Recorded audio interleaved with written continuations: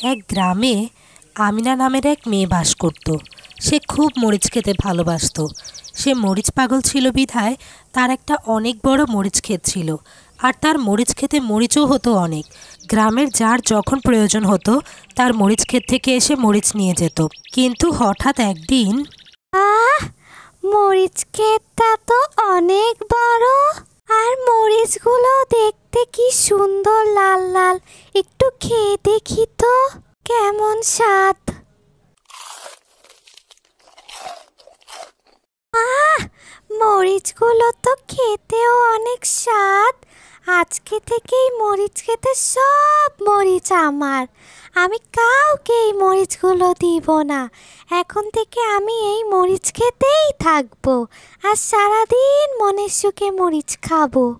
আর যদি কেউ মরিচ নিতে আসে, এমন দৌড়ানি দিব জনমে ওই মরিচ ক্ষেতের দিকে তাকাবে না। আমিনার মরিচ ক্ষেতটা দেখলে লোভ সামলাইতে পারি না। আমার যদি এরকম একটা মরিচ ক্ষেত থাকতো, আমি কাউকে ক্ষেতের থেকে একটা মরিচ নিতেও দিতাম না। কিন্তু আমিনা তো অনেক উদার মনের মেয়ে, কাউকে একটু মরিচ নিতে নিষেধও করে না। যাই, আমার যে কয়টা মরিচ লাগবে সে কয়টা নিয়ে যাই। দুইটা মরিচ নিছস তো, তাই দৌড়ানিটা দিলাম না। বেশি নিলে দেখতি কি করি। থাক, এই দুইটা মরিচই খাইয়া দেখ। এরপর যদি আর কোনো দিন এই মুখ হইছিস, তাহলে আমার নাম পাল্টায় রাখমু। বাহ, মরিচটা দাওয়াতে তরকারির রংটা কি সুন্দর হয়েছে। না জানি খেতে কেমন হয়েছে, একটু খেয়ে দেখি। ওরে বাবা রে বাবা, এত ঝাল কেন? এই মরিচ তো এত ঝাল ছিল না। ওহ বাবা, মুখে দেওয়া যাচ্ছে না, পানি পানি। ওহ বাবা, আমি আর আমিনার ক্ষেতের মরিচ জীবনেও খামো না। আমি আর ওই ক্ষেত থেকে মরিচ আনতে কোনোদিনও যাবো না। ওরে বাবা রে বাবা, কি ঝাল! আমার জনমের শিক্ষা হয়ে গেছে।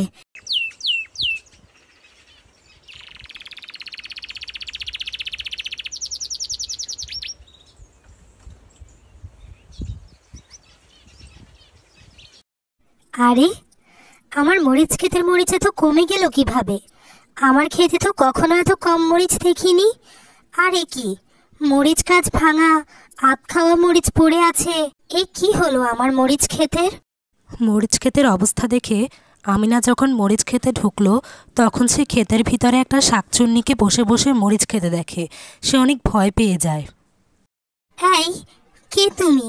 আমার মরিচ খেতে কি করছো? আমার মরিচ খাচ্ছ কেন? তুমি আমার মরিচ খেতে কিভাবে আসলে? চলে যাও আমার মরিচ ক্ষেত থেকে। আমার মরিচ ক্ষেত নষ্ট করো না দয়া করে। কে রে তুই? তোর কত বড় সাহস! আমার মরিচ ক্ষেত থেকে আমাকে তাড়াচ্ছিস, আমার মরিচ খাওয়া নষ্ট করছিস। আয়, এবার তোর মুন্ডুটা চিবিয়ে খাই। না না শাকচুন্নি, তুমি আমাকে কিছু করো না। আর এটা তো আমার মরিচ ক্ষেত। তুমি তো আমার মরিচ খেতে অন্যায়ভাবে ঢুকেছ, আমার মরিচ ক্ষেত নষ্ট করছো। তোর কাছে কোনো প্রমাণ আছে এটা তোর মরিচ ক্ষেত? আমি যখন ঢুকেছি তখন এটা এখন থেকে আমারই মরিচ ক্ষেত। আর যদি কোনোদিন আমার মরিচ খেতে এসেছিস, তবে তোর ঘাড় মটকে দেবো। এই কথা বলে যেই না আমিনাকে ধরার জন্য শাকচুন্নি হাত বাড়ালো, আমিনা দৌড়ে মরিচ ক্ষেত থেকে বের হয়ে গেল। ইস, এসেছে আমাকে মরিচ ক্ষেত থেকে তাড়াবে। এখন দেখ কে কাকে তাড়ালো। এটা কি হলো? আমার মরিচ ক্ষেতে এক শাকচুন্নি দখল করে নিল। শাকচুন্নি আমার মরিচ খেতে থাকবে, আর আমি আমার মরিচ খেতে যেতে পারবো না। মরিচ ক্ষেত থেকে কোনো মরিচ আনতে পারবো না। এটা হয়? এটা তো কিছুতেই হতে দেওয়া যায় না। কিন্তু এখন আমি কি করব?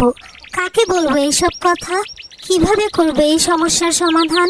কি রে মা, কার লগে তুই একা একা কথা কইতে আসস? কি হইছে? খালারে খুইল্লা কত, কি সমস্যা তোর? আমিনা তার খালাকে সব কথা খুলে বলল।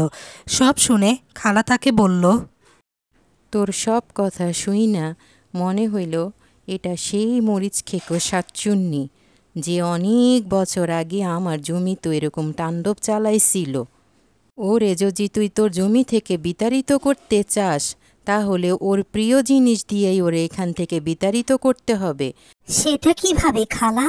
এই জঙ্গলটা ধইরা হাইটা যাইতে যাইতে তুই জঙ্গলের শেষ প্রান্তে একটা নদী দেখতে পাবি। ওই নদী পার হইয়া ওই পারে গেলে একটা এরকম লাল মরিচ গাছ আছে। ওই মরিচ গাছ থেকে যদি মরিচ আইনা তুই শাকচুন্নিরে খাওয়াইতে পারিস, তাহলেই শুধুমাত্র শাকচুন্নি তোর জমি থেকে বিতাড়িত হইব। কিন্তু একটা সমস্যাও আছে, ওই নদী তো তুই একা পার হইতে পারবি না। তুই জঙ্গলে যাইয়া হাঁটতে হাঁটতে টুনি পাখির সন্ধান পাবি। তারপর টুনি পাখিরে সব কিছু খুইলা বললে টুনি পাখি তোরে নদী পার হইয়া ওই মরিচ আইনা দিতে সাহায্য করবে।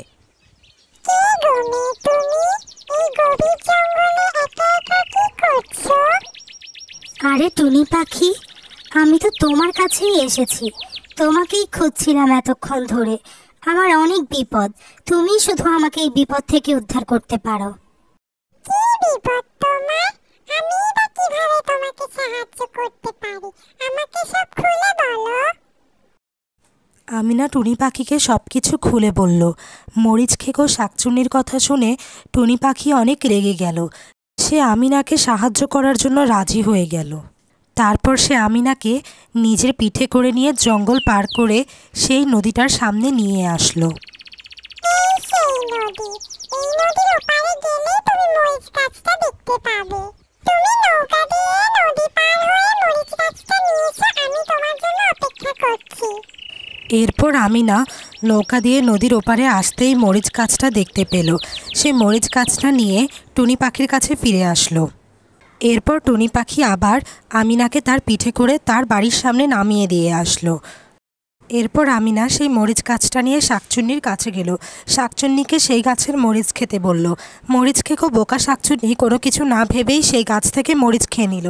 আর সাথে সাথে তার শরীরে আগুন ধরে গেল, আর সে সেখানেই পুড়ে মারা গেল। সেই ঘটনার পর আমিনা তার মরিচ খেতে মরিচ ছাড়াও অন্যান্য শাকসবজিরও চাষ করলো, আর তার জীবন সুখে শান্তিতে কাটতে লাগলো।